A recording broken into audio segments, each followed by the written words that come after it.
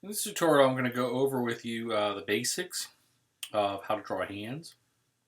And drawing hands is it's similar to drawing the body in terms of you got to be able to break it down to its basic shapes, and you got to remember certain anatomical landmarks. And as I've told students in the past, when it comes to drawing, um, practice is not just to draw it correctly. Practices to study, practices to remember these things, the anatomical landmarks, stuff like that. It's training, is what it is. It's training muscle memory so that these things become unconscious for you. So, generally speaking, when you're drawing a hand, you want to draw it with a kind of wedge shape. And the wedge shape should kind of look like this. I've seen some where they draw completely like a square or something, and that'll work too. But generally speaking, you draw it in this kind of wedge shape because you're counting for the thumb. When you draw your knuckles in, you want to try and keep your knuckles about the same size, and they should fill your wedge in. Sometimes you can draw a knuckle for the thumb too. I didn't in this example, but typically I draw a knuckle for the thumb.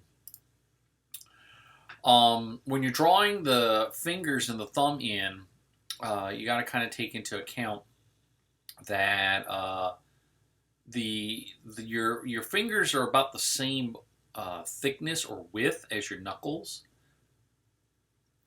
Your fingers are always in 3 sections. And then the anatomical landmarks of when you're drawing your fingers is just kind of paying attention where the tips line up at. So for example, your index finger here, it lines up, the tip of it lines up right about the halfway part of your middle finger. Your ring finger lines up about a quarter of the way. So it's just slightly taller than the index finger. And then the pinky lines up at about the halfway mark of the ring finger. So it's always going to be, of course, smaller than the index finger. And then your thumb, it technically has 3 sections too. The third section is right here where you would probably put your knuckle at. But your thumb, the tip of the thumb usually comes up to right about even or just under. So your tip just comes right under the first section of your finger, your index finger, where the knuckle would go. These lines here indicate where your knuckles would go at.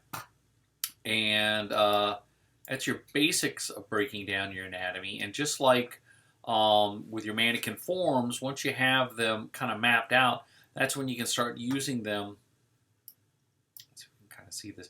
You can kind of start using them so that you can see that you're using them to just kind of be like a skeleton almost, and that you're going to draw your skin on top of them, and that they shouldn't be the same shapes as your mannequin form.